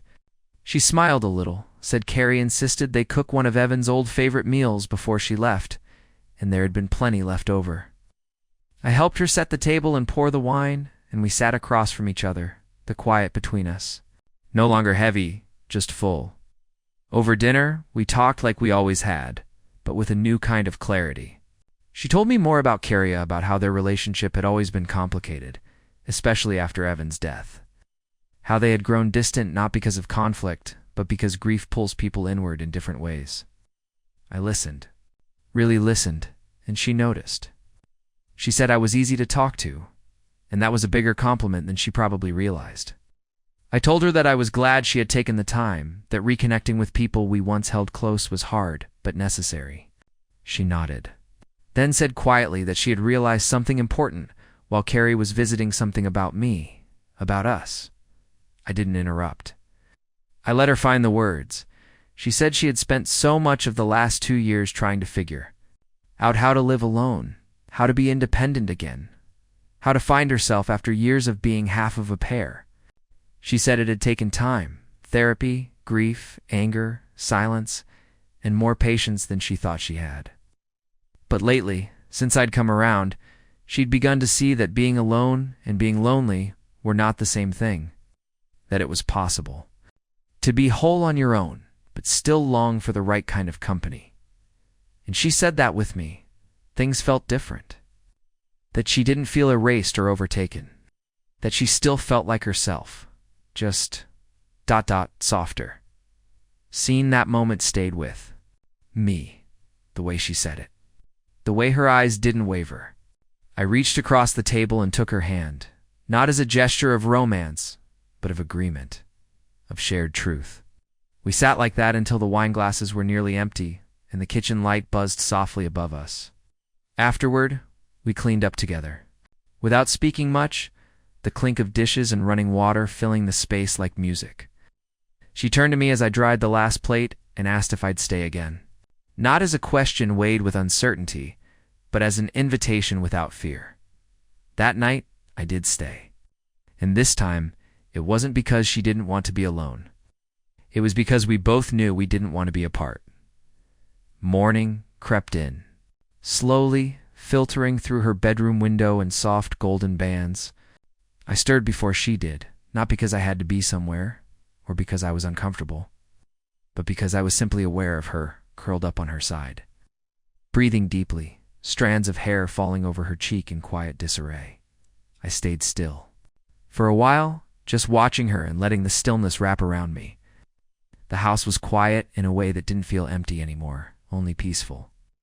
I eventually slipped out of bed, careful not to wake her, and padded into the kitchen to make coffee. The familiarity of her space had already settled into me like muscle memory. I knew where she kept the mugs. I knew which burner on the stove needed an extra nudge to light. I even knew which cabinet she tried to fix once but never quite got the hinge to sit right. As the smell of coffee filled the air, I leaned on the counter and looked out the window. The garden was waking up to teeny movements in the hedges, morning dew clinging to the petals of her lavender and rosemary, a soft breeze nudging the wind chime on the back porch into a faint metallic hum. I didn't know what time it was, and for once I didn't care. My phone buzzed on the counter, a reminder for a job I had postponed, and another from my brother asking if I'd join him for a fishing trip the following weekend.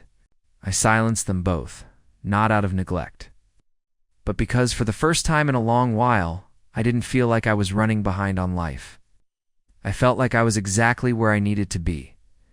She appeared in the doorway a few minutes later, wrapped in that same gray sweater she always gravitated toward, her hair messy and her expression soft with sleep.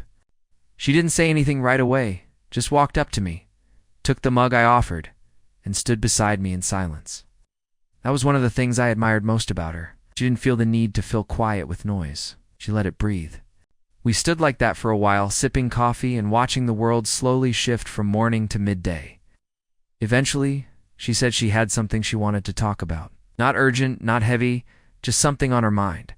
She led me to the sunroom, the place where so many of our unspoken thoughts had quietly collected over the past days. She curled her feet beneath her on the chair, facing me, and began speaking slowly. She said she had been thinking a lot about what this meant, what we were, what we might become. She didn't want to rush into labels or expectations, but she also didn't want to pretend like this was temporary. She said she had made the mistake before of assuming good things wouldn't last, and it had caused her to build walls before anyone had even tried to cross them. She didn't want to do that with me. I listened, not just to her words, but to the way she said them, the hesitations, the flicker of nerves in her eyes, the moment she paused to find the right phrasing. She wasn't asking me to promise anything. She was inviting me to be honest, to be clear about what I wanted, so I told her. I told her that from the moment I stepped into her house to replace that old front door, something had shifted. That it started with simple things, shared meals, long conversations, quiet touches, and turned into something I thought about even when I wasn't with her. I told her that I didn't know what the future looked like, but I knew that I wanted her in it.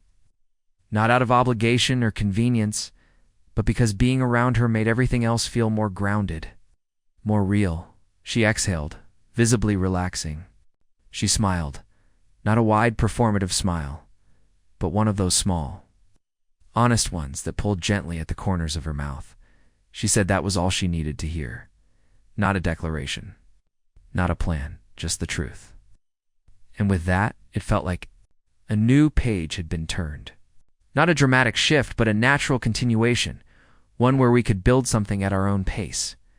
Without pressure or pretense, later that afternoon, she invited me to help her with a project she'd been putting off for months, furnishing an old bench that sat on the edge of her garden. It had belonged to her parents, she said, and had weathered so many seasons it looked like it was made of driftwood. We hauled it into the garage, stripped off the flaking paint, and sanded it down until our arms ached.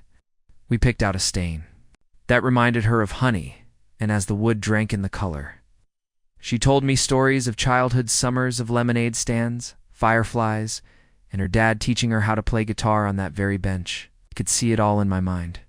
I could see her as a little girl, her knees scraped, her laughter echoing through the yard, her father's voice humming softly beside her.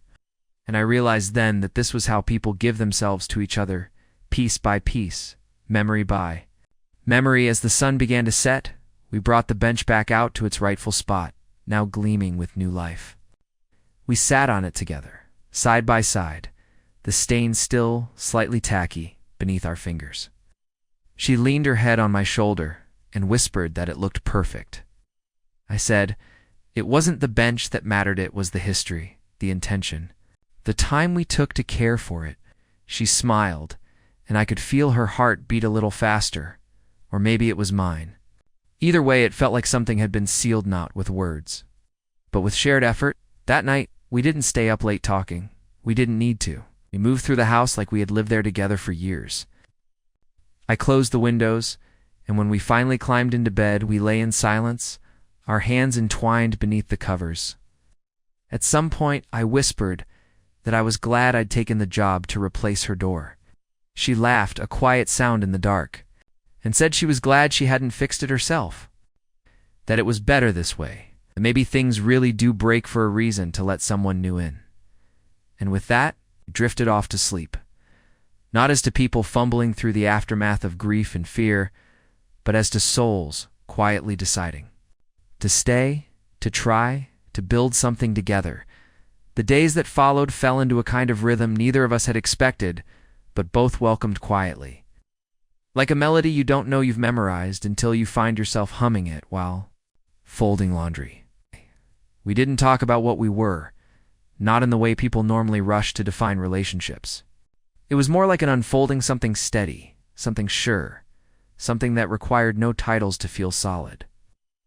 I found myself at her house more than I was at my own, though it never felt like I was intruding or overstaying. It felt like arriving. She would make breakfast, while I checked the porch railings she and Carrie had painted. And we'd sit together at the small kitchen table as the sunlight crept in. Touching our coffee mugs and warming the space between us like a quiet blessing, we started working on small projects together, things she'd long put off: reorganizing the shed, trimming back the wisteria that had grown wild over the back trellis, placing an old light fixture in her laundry room that flickered like a strobe light every time the dryer ran. Each task gave us purpose, yes, but more than that, it gave us moments. We'd get our hands dirty and share laughs over stubborn screws or misplaced tools. And somehow, the simple act of doing made the being feel deeper. The mundane became intimate. She'd tell me little stories as we worked about her childhood. Summers visiting her aunt in Maine, about how she once tried to adopt a goat as a teenager because she was convinced it would mow the lawn. I'd share things too, slowly peeling back layers I hadn't let many people see, like how I hadn't spoken to my father in 6 years, or how I still wrote music sometimes late at night, though I never showed it to anyone. One Saturday morning, she suggested we take a drive to the coast. No reason, just a spontaneous trip to get away from the routines, even the good ones. We packed a small cooler with sandwiches, a few snacks, and a thermos of lemonade, and hit the road with the windows down and the radio low. The sky was a soft gray that threatened rain but never followed through, and the air smelled of salt and earth as we wound through narrow back roads, past fields and tiny towns with names like Whispering Pines and Elk Hollow.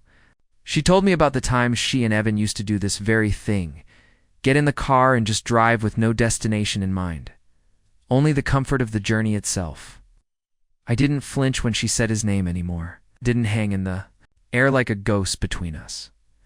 It was just a thread in the fabric of her story, one I respected and even felt a strange closeness to, like I was gently being handed a part of her history to hold without rewriting it. We reached the coast by early afternoon, and though the beach was mostly empty, the waves rolled in with steady rhythm, pulling and pushing like the breath of the world itself. She took off her shoes and wandered toward the water, her toes digging into the wet sand, the hem of her jeans darkening where the tide kissed them. I followed her, slower, watching her laugh as a wave nearly caught her off guard. She turned to me and reached out her hand, and I took it without hesitation. We walked like that for a long time, saying little, just soaking in the gray-blue horizon, the smell of the sea, and the soft way her fingers curled around mine. There was nothing urgent between us, no burning need to fill the silence or manufacture, meaning the moment was enough. And in that stillness, something shifted again, not dramatically, but profoundly. I realized I wasn't just falling for her. I already had. Back at the truck, we sat with the doors open, facing the water, eating our sandwiches and talking about nothing in particular. She leaned her head against my shoulder and asked what I thought the future looked like. I paused before answering, not because I didn't know, but because I wanted to answer with care. I said I didn't see everything clearly yet, but I saw her. I saw you as some version of it, built slowly, intentionally, not rushed or defined by anyone else's timeline. She smiled, then said she'd been afraid of this kind of happiness for a long time, that after Evan, she didn't think it was possible to feel something so whole again. I told her I wasn't trying to replace anything, only to be present, only to keep showing up. She nodded and said that was the part that mattered most to her: dash presence. As we drove back, the sky began to darken for real, a light drizzle tapping against the windshield. I reached over and took her hand again, resting it gently on my knee. As I drove, she looked out the window, her expression soft and unreadable in the fading light. I didn't ask what she was thinking. I didn't need to. Sometimes silence speaks louder than words, and hers said everything I needed to hear. When we reached her house, the porch light blinked on automatically. We carried the cooler inside, and she set it on the counter, then turned to me and asked if I wanted to stay the night. I said yes, of course I did, and she smiled in that quiet way of hers, the one that didn't show teeth but lit up her whole face. Later that night, as we lay in bed, the rain tapping against the windows and the warmth of her beside me grounding everything. She whispered that something about today had changed her, that for the first time in years, she wasn't waiting for the other shoe to drop. She wasn't measuring happiness by how long it might last. She was just in it. Present, grateful.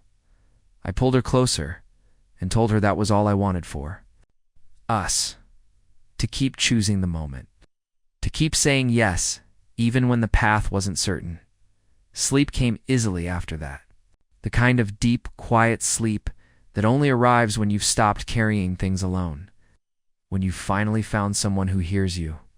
Even when you don't speak. The next morning began with the subtle clinking of dishes and the low hum of a kettle on the stove. I woke to the smell of toast and orange marmalade and followed it into the kitchen, where she stood barefoot in that same worn sweater, the one I had quietly come to associate with comfort and calm. She didn't hear me approach, too focused on spreading butter over a slice of toast before laying it neatly on a plate beside scrambled eggs. When she finally turned and saw me, she didn't jump or rush to speak. She just smiled like the sight of me belonged there, like it had been expected. We sat together at the small kitchen table, our plates between us, sunlight catching on the rim of her coffee cup. She told me she was thinking about visiting her parents next weekend, something she hadn't done in over a year. Called recently, checking in more than usual, and she thought maybe it was time. I could tell the idea carried weight but not dread, more like unfinished business. I asked if she wanted me to go with her, and she hesitated, not because she didn't want me there, but because it was something she felt she had to do on her own first. I understood. Some roads need walking before they can be shared. After breakfast, we sat on the porch with our second round of coffee. The garden was full and green, the sky stretched wide and blue above us.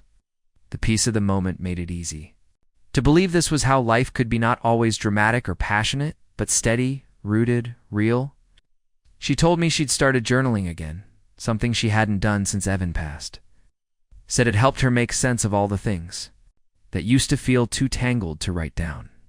I listened as she read a few lines aloud, just simple reflections, observations about her days. But they were beautiful in their honesty.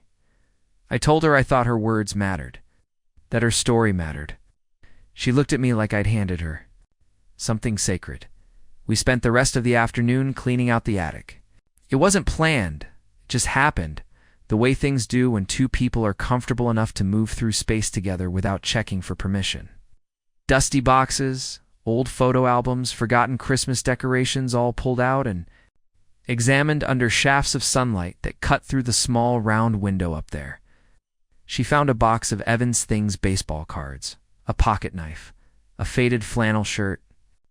She sat down cross-legged on the floor and let her fingers trace over each object with a kind of reverence.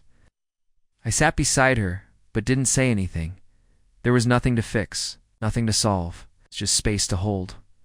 She looked at me, eyes glistening, but clear, said she finally understood something. Grief doesn't vanish when you find love again. It simply folds itself into a quieter corner of your heart. It doesn't scream anymore, but it hums. I nodded. I knew that hum. And we just sat there, surrounded by dust and memory and light, feeling something that was both weightless and deeply grounding. It wasn't closure, it was continuity. The following days flowed with a kind of ease that felt almost foreign in its softness. We didn't make grand plans or chase after moments to define what we were. Instead, we let the days stretch quietly. Grocery runs, slow walks around the neighborhood, reading in the living room, while the late afternoon light danced across the hardwood floor. It felt like life, not a pause or an escape, but something whole. One evening, she pulled out an old board game from the hall closet, dust coating the top. She laughed when I admitted I hadn't played it since middle school. We sat on the floor, wine glasses within arm's reach, trading stories between rolls of the dice. She cheated twice. I let her win. There was a small neighborhood gathering. That Saturday, a potluck 2 streets over that she'd been invited to but hadn't planned on attending. At the last minute, she asked if I wanted to go with her. We didn't dress up. She wore jeans and a loosely tied button-down. I threw on a clean shirt, and we brought lemon bars she made that morning. Walking in, I noticed the way people looked at her, smiling, familiar, warm. She hadn't been to one of these since before Evan. It was her quiet way of rejoining the world, not loudly, but fully. Someone asked how long we'd been together, and she looked at me before answering, as if the truth was somewhere between months and forever. I just smiled and said, "Not long enough," when we got home that night. She took my hand in the driveway and told me something simple, that being with me didn't feel like starting over. It felt like continuing, like stepping into a life that had been waiting quietly, patiently, for her to be ready again. The following morning, as the soft warmth of late spring filtered through the windows, we sat on her back porch again, this time with freshly brewed tea instead of coffee. She had started blending her own herbal mixes, something she said helped her feel connected to the small things again. She handed me a steaming cup, the scent of chamomile and mint rising with the early breeze. As I took a sip, she turned to me and asked if I'd ever considered staying longer, not just for the day or the weekend, but truly staying. It wasn't a dramatic question, not a heavy one weighed down by expectations. It was light, tentative, and hopeful, like a seed placed gently in soil. I didn't answer right away. I looked out at her garden instead, at the way the wind played through the tall grasses she'd planted last fall. I thought about what it would mean to build a life here, not just to visit comfort, but to live in it, to share breakfast and quiet evenings, to fix things not because I was hired, but because it was home. I looked back at her, and I knew she hadn't asked lightly. She was giving me something fragile, something sacred. I told her I wasn't sure what it would look like, but I hadn't felt pulled to anything like this in years. That the thought of staying didn't scare me, it felt like breathing.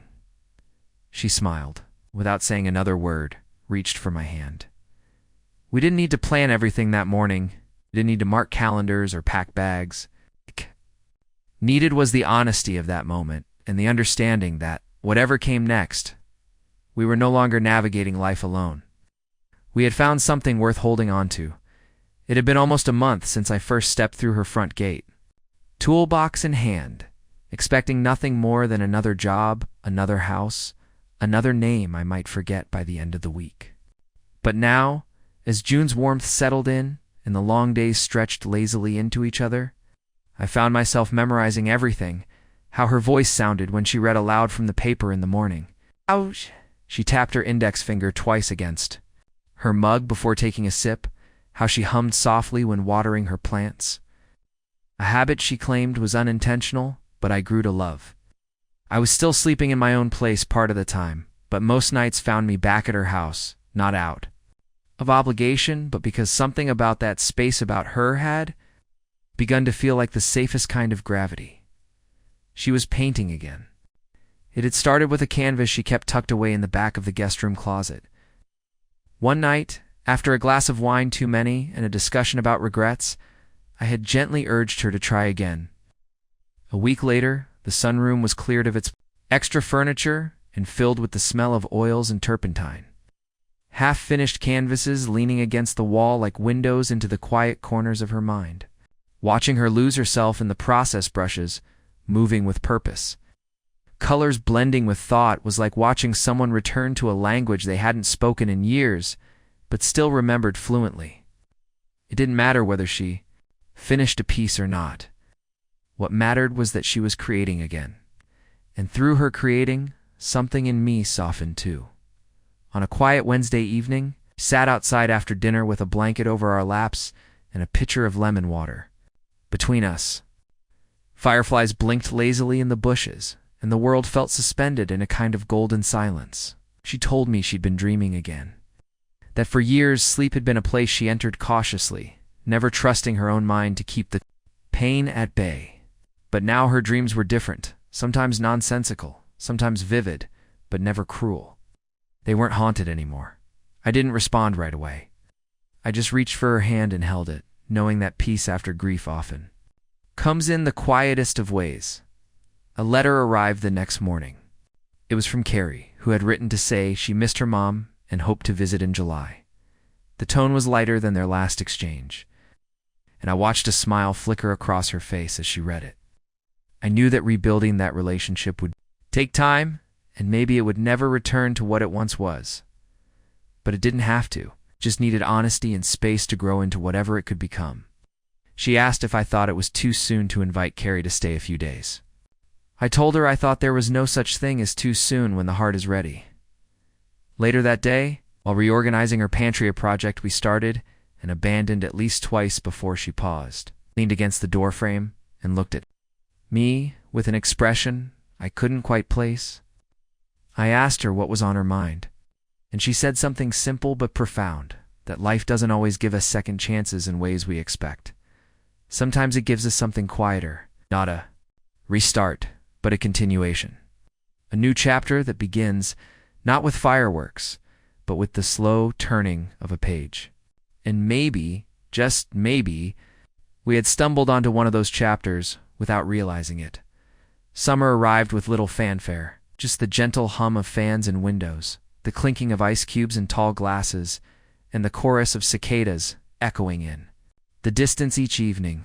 Her house, once quiet and filled with shadows of what was, now buzzed softly with life. Curtains fluttered with the open breeze, music drifted in from the kitchen, and laughter became part of the walls. It didn't feel like I had moved in, not in the traditional sense.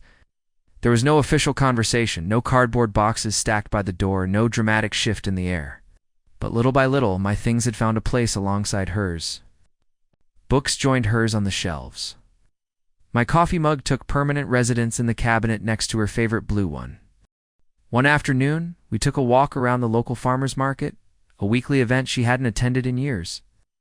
People stopped her, often neighbors, old acquaintances greeting her with surprised smiles and gentle curiosity.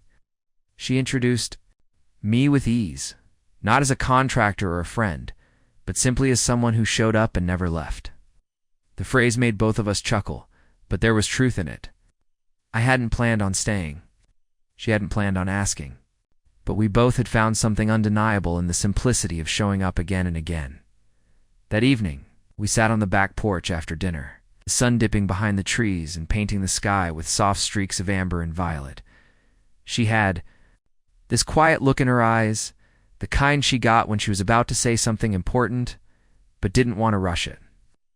After a few minutes, she finally spoke, her voice barely louder than a whisper. She said she had been thinking about what came next, not in terms of labels or expectations, but in terms of intention. She didn't want to lose what we had by trying to force it into a shape that didn't fit. But she also didn't want to pretend it was something temporary when it had become the most permanent feeling part of her world.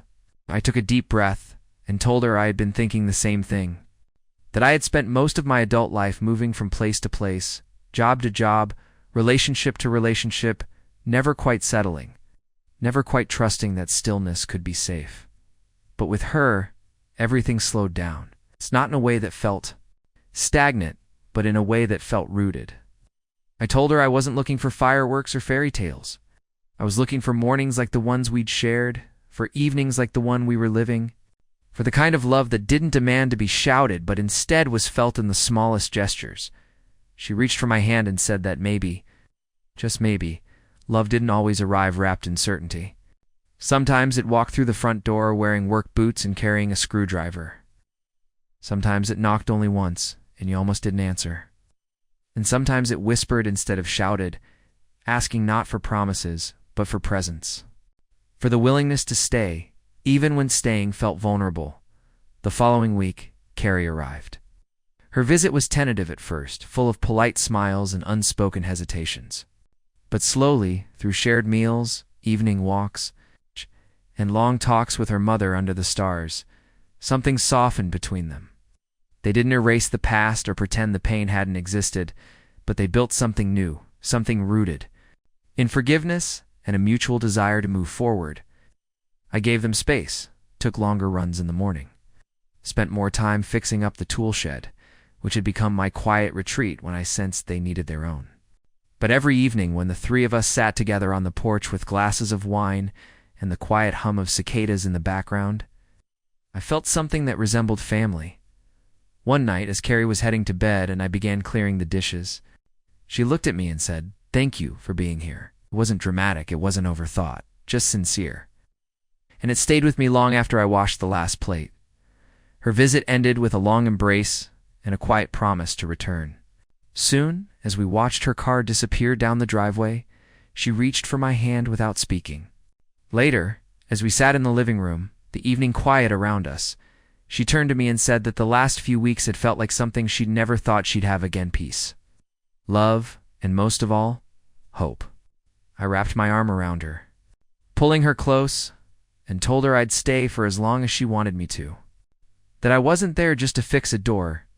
I was there because the moment she opened it, I realized there was something inside I hadn't even known I was looking for. That night, she leaned into me and whispered the same words from weeks ago, but this time with deeper meaning, layered with all the days and nights we had lived in between. She said, "Don't leave me alone tonight at 53. Only this time, it wasn't a plea born of fear. It was an invitation born of love, and I answered her not with words, but by staying, by waking up the next morning beside her, the light warm on our faces and the quiet knowledge between us that no matter how the days ahead unfolded, we were no longer walking them alone. Up next, we've got 2 more standout stories right on your screen. If this one hit the mark, you won't want to pass these up. Just click and check them out. And don't forget to subscribe and turn on the notification bell so you don't miss any upload from us.